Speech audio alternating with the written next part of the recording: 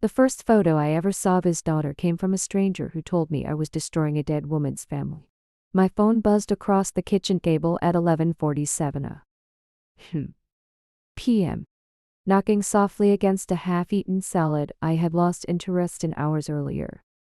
I thought it was Miles saying good night.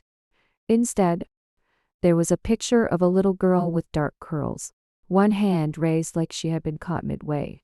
Under it, a message from a number I didn't know. "You should be ashamed. He had a family before you. She's gone now. That child is not." I read it 3 times before my body understood. My mouth went dry. The apartment felt suddenly too clean, too quiet, like someone had opened a door in a room I thought was sealed. Miles had never mentioned a child. Not once. Before that message, Miles had been one of the safest things in my life. I was 36, tired in a way sleep did not fix, and I managed operations at a veterinary clinic on the west side of town. My days were appointment calendars, missing lab reports, anxious owners, and dogs shaking rainwater over my shoes. I drank coffee cold because someone always needed me before I could finish it hot. By the time I met him, I had stopped looking for anyone. It was Thursday night pottery class, something I had signed up for because my therapist said I needed 1 hour a week that did not involve solving problems. Miles sat 2 wheels over from me, sleeves rolled to his elbows, clay under his thumbnail, trying to shape a bowl that leaned so badly it looked seasick. When mine collapsed, he glanced over and said, "At least yours had ambition." I laughed harder than joke deserved. Maybe because he did not ask what I did for work, or whether I had kids, or why I was there alone. He handed me a wire cutter and let silence stay comfortable. He was 40, freelance piano restorer, though I did not learn that until our 3rd class. He worked in an old brick workshop behind a closed upholstery store, tuning instruments for churches, schools, and people with grand pianos they could afford to neglect. His clothes carried that warm smell of varnished wood and metal dust. His hands were careful, even holding a paper cup of coffee. He held it like it had history. He had almost no social media, 1 blurry profile photo, no vacation albums, no tagged birthday dinners, no public performance of charm. At first, that made me trust him more. After men who advertised kindness online and rationed it in private, Miles felt quiet in an honest way. He never rushed me. He did not push to meet my co-workers. He did not ask for a drawer in my apartment. He did not talk about marriage like a sales pitch or joke about my age like time was something I owed him. On Sundays, he came over with groceries, fixed the loose handle on my kitchen cabinet, and left before I had to ask for space. I loved that. I loved his old car with the key that stuck unless he turned it gently. I loved how he listened to me complain about supply invoices as if every word mattered. I loved that, when I fell asleep on the couch, he covered me with throw blanket and washed mugs before he left. His privacy looked like maturity to me.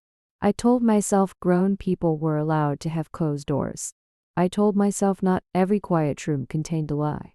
And because I wanted so badly to be a woman who did not confuse peace with suspicion, I never asked why his past had no photographs in it. First thing I noticed was his face turning away whenever I lifted my phone. Not dramatic. Miles never blocked lens or snapped at me. He shifted for coffee, bent to tie shoe already tied, stepped behind me like accident. At first, I called it shyness. Some people hated pictures. After years of clinic staff birthdays under fluorescent lights, holding dry cupcakes and dead smiles, I understood. Still, there were no pictures of us. Not at Thai place where he wiped chili oil from my wrist.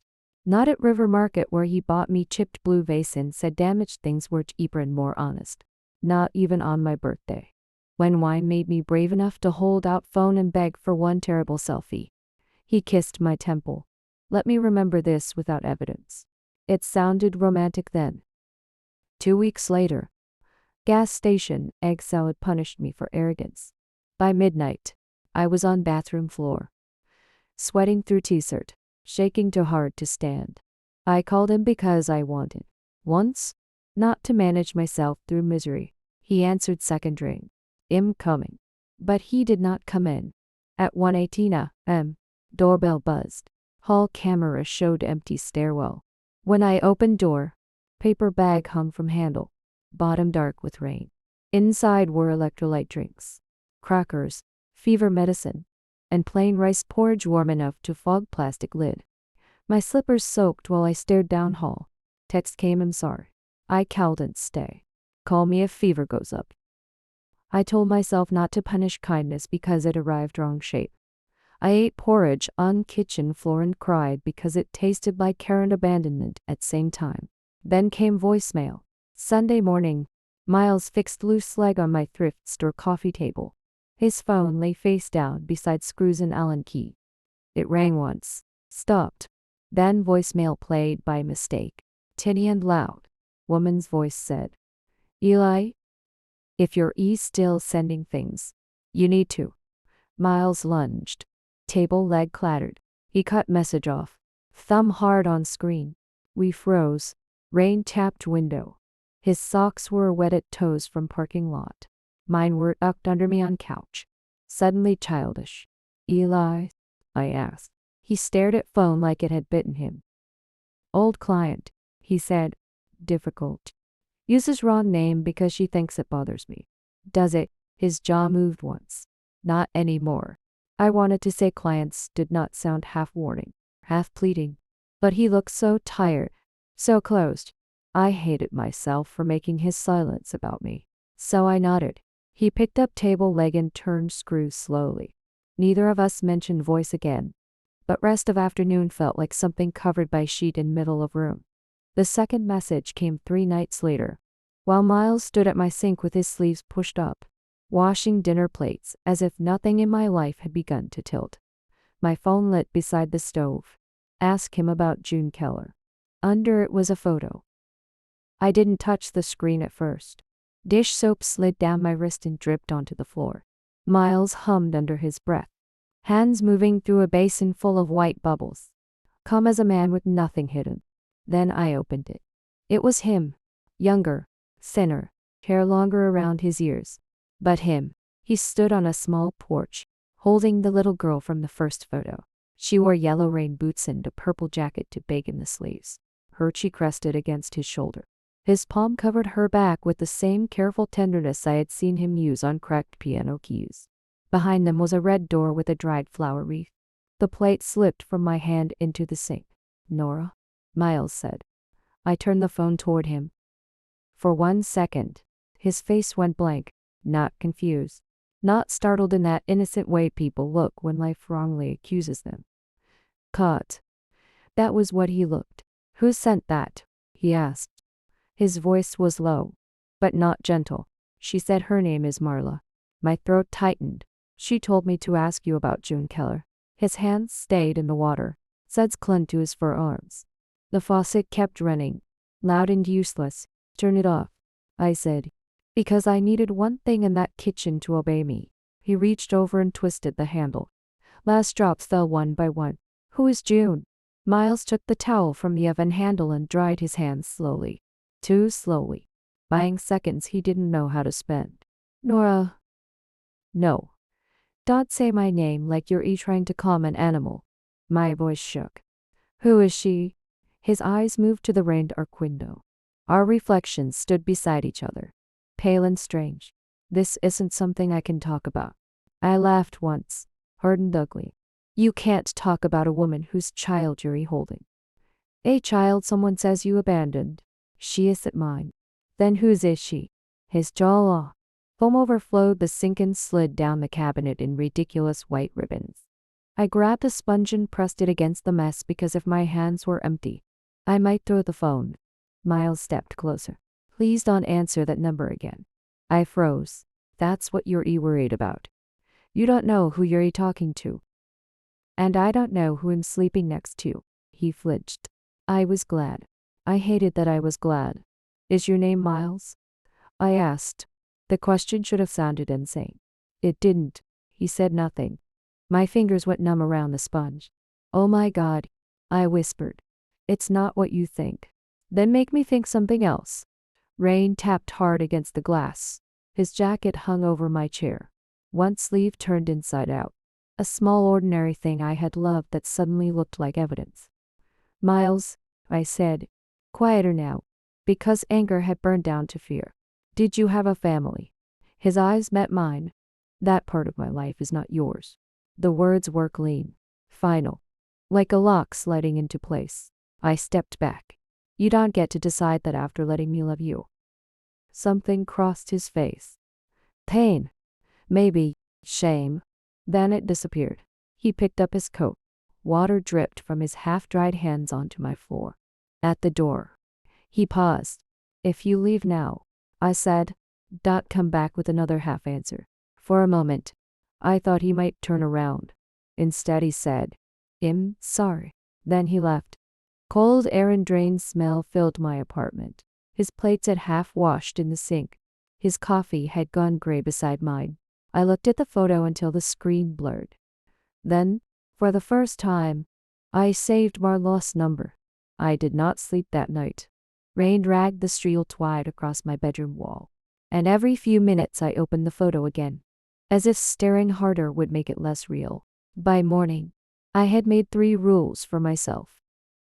I would not call Miles. I would not answer Marla. And I would not pay some website to turn love into a report. That lasted until I was sitting in my car outside the public library, eating chips from the bag because my hands needed work. I typed June Keller into my phone with greasy fingers. Too many names came up. Realtor, teacher, soap maker with goats. Then I added our state. Then accident. One Broken County newspaper page loaded halfway. Local mother killed in Route 6 collision. My stomach dropped. Inside, the library smelled like carpet cleaner and old paper. A man slept in the magazine corner. 2 teenagers whispered over one laptop. Normal life kept moving around me, rude and bright. At the front desk, I asked if they had old County Herald issues. The librarian, small and silver-haired, looked over red glasses. How old? 8 years. I'm looking for June Keller. She did not ask why. I could have cried from gratitude. She led me to microfilm and back, showed me how to load reel, turn knob slowly, sharpen letters until they stopped swimming. Fluorescent lights hummed above us.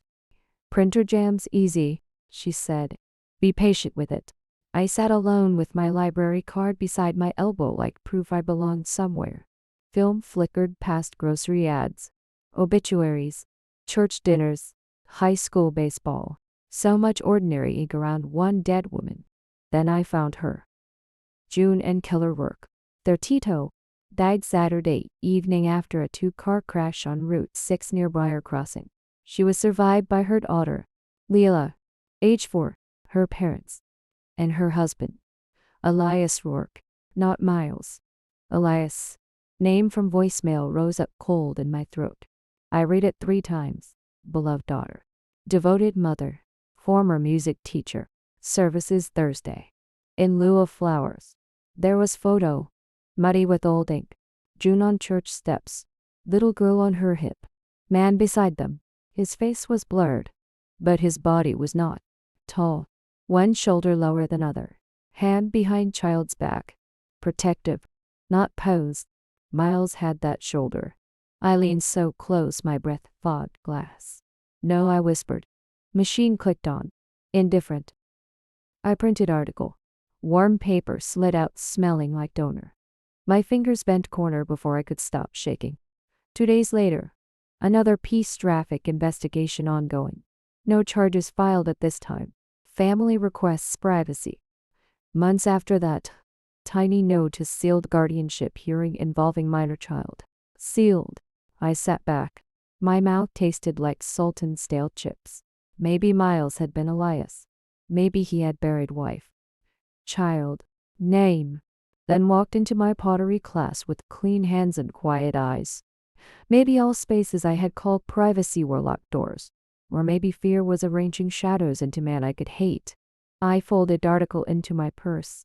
At exit, librarian looked up. Find what you needed. I opened my mouth. Nothing came out. So I nodded, went to my car, and sat until windows fogged. Then I searched Elias Rourke. This time, I did not feel like woman hunting answers. I felt like woman losing last safe version of man she loved. By noon, I was outside Miles's workshop with his coat over my arm, the article in my purse, and a lie ready. I told myself I was only returning what he forgot. The workshop sat behind an upholstery store, down an alley that smelled like rain, cardboard, and sawdust. The door was half open. Inside, a piano rested on its side, strings shining in gray light like exposed nerves. Miles? I called. No answer. I stepped in. Everything looked like him. Neat tools. Cold coffee. A tuning fork beside a rag. Piano hammers lined in perfect rows. Then I saw his desk drawer. Unlocked. For half a second, that felt like permission. Then I opened it, and shame hit before fear did. Inside was a photograph. Not Marla's. Clear. A little girl stood near a blue kiddie pool. Dark hair cut even at her chin. One front tooth missing. On back, careful handwriting said Leela, age 6. Under it sat a cream envelope, thick with cash. On front for L. My stomach turned. Beside it was a folder. Not repair invoices. Identification papers. An old lease. A draft business license. One name appeared twice. Evan Hale. Miles. Elias. Evan. How many lives could one man wear before none were real? A floorboard creaked. I turned, hips striking the desk. Miles stood in the doorway with a paper bag in one hand, rain darkening his shoulders. His eyes dropped to the open drawer, then to the photo. First terror crossed his face, then anger. Put that down. His voice stayed low. That made it worse. I set the photo on the desk. Who is Leela? You had no right. I know. My throat burned. But you left me with a dead woman's name and a man who might be you. Get out. No. The word surprised me. I lifted the envelope. Is this for your daughter? Hush money. Support? He crossed the room fast and took it from my hand. Don't touch that. Then explain it. You don't break into my life and demand clean answers. The door was open. That is not same thing. Shame crawled up my neck. He was right. But fear had already made too many choices for me. I pulled out the article and unfolded it. June Keller Rourke. Fatal crash. Husband Elias. His eyes closed. Are you Elias Rourke? I asked. No answer. Miles. His name felt borrowed. Did you hurt her? His eyes snapped open. Then why hide her child in your drawer? Why cash? Why another name? He gripped the desk until dust lifted under his fingers. You don't know what she did. The sentence landed dully. She? I whispered. June? His face changed. Too late. You're you blaming a woman who died? Nora. No, she can't defend herself. That isn't what I meant. Then what did you mean? Rain dripped outside into a rusted bucket. One drop after another. He said nothing. I backed away from the photo. The envelope? The names. I came here wanting proof you weren't the worst thing I could imagine. You keep giving me worse rooms to imagine in. His anger drained, leaving him pale. Please go. This time. I did. I left his coat on a chair by the door. One sleeve slid down, limp and crooked. In my car. I locked myself and ungripped the wheel. I had wanted one answer. Now I had 3 names. A dead woman, a hidden child, and one sentence I could not stop hearing. You don't know what she did. That night, I put the chain on my apartment door like metal could hold grief back. Miles called once at 8:13. I watched his name glow until it disappeared. He did not call again. That hurt more than begging would have. I sat on the kitchen floor with everything spread around me, the library printout, the porch photo from his drawer, Marla's message, a mug of tea gone gray. Rain ticked against the fire escape. Upstairs, someone laughed at a television show, and it felt obscene. I zoomed in on the old newspaper picture until it broke into dots. The man beside June looked like Miles. Same slope of shoulder, same tired eyes, but the jaw was heavier. The hairline was wrong. I had been so desperate for one answer that I had pressed fear over every blurred edge until it fit. At 9 to a A text came in. Not from Miles. From Marla. Did you ask him? My thumb shook. Who are you? 3 dots appeared. Vanished. Appeared again. A woman who waited too long. What does that mean? Nothing. I called. She didn't answer. Seconds later. She texted. Don't call. He watches unknown numbers. He who? Elias. My apartment seemed to shrink. Is Miles Elias? The reply took almost 5 minutes. No. I made a sound too sharp to be relief. Then who is Miles? She sent another picture. Not the porch. Older. A backyard barbecue. Paper plates on a folding table. Sun burning one corner white. Miles stood younger and thinner. One arm around a little girl with wild curls and a purple popsicle. Beside him stood another man with the same height, same uneven shoulder, same deep-set eyes. But his smile was wrong. Too many teeth. Marla typed, Elias is his brother. Brother. Not husband. Not secret dead wife. Brother. Shame opened cold inside me. June was my friend. Leela is my godreader. Miles hid her after the crash, because Elias wanted custody. He was not safe. I helped once. Then I got scared. I wanted to ask what not safe meant. Why no article said it. Why Miles had not trusted me with one clean sentence. Instead I wrote you told me I was destroying a dead woman's family. Marla answered I was angry. Afraid. I saw you with him. I thought if you loved someone, he might stop being careful. Careful. Cashine and envelope. Names in drawers. Locked grief. It did not absolve him. It opened another room. 3 soft knocks hit my door. Nora. Miles said from the hallway. Please. I won't come in. I need to know you're safe. Through the peephole, his face was warped under yellow light. Rain dripping from his jacket. Hands open at his sides. I left the chain on, uncracked the door. Marla contacted you, he said. I laughed once. So now we say her name. She shouldn't have pulled you into this. No, Miles. You pulled me into this when you let me love a man who didn't exist. He flinched. Are you Elias's brother? Yes. Was June your sister-in-law? Yes. Is Leela alive? His face broke. Yes. Are you her father? No. His voice cracked. But I'm what she has. Rain dripped onto the mat between us. Did you hurt June? No.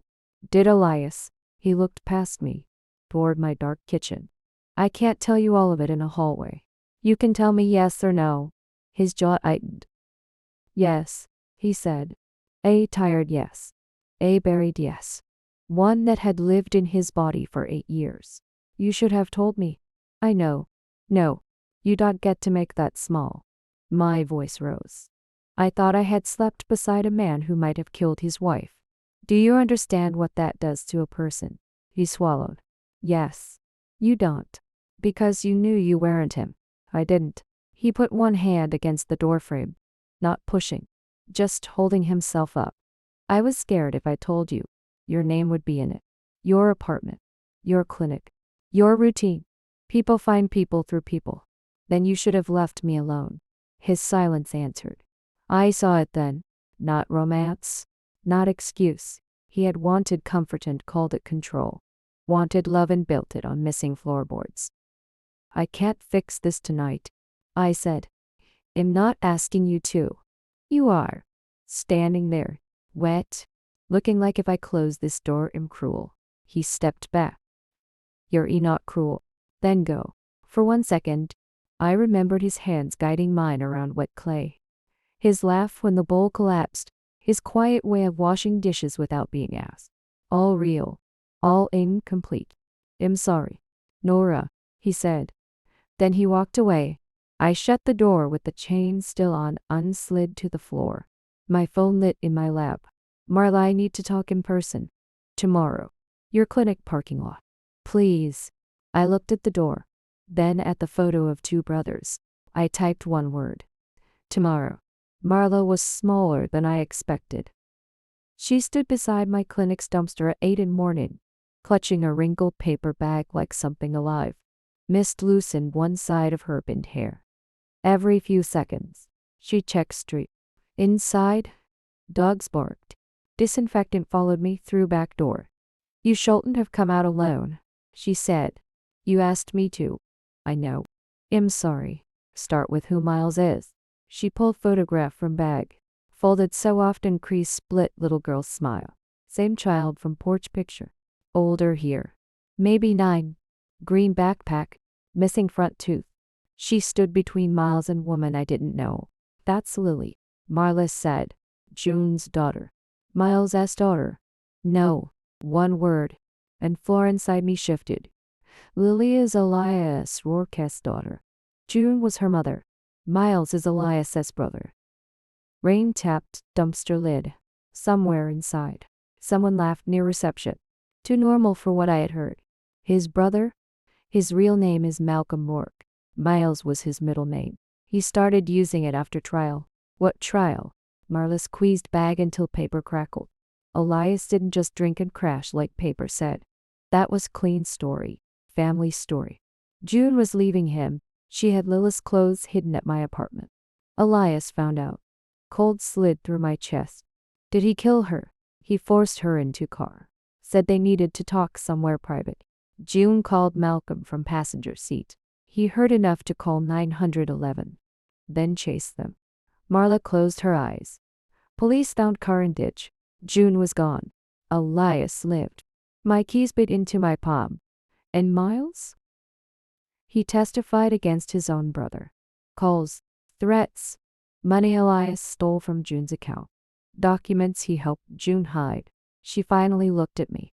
When he said you didn't know what she did, he didn't mean June. He meant me.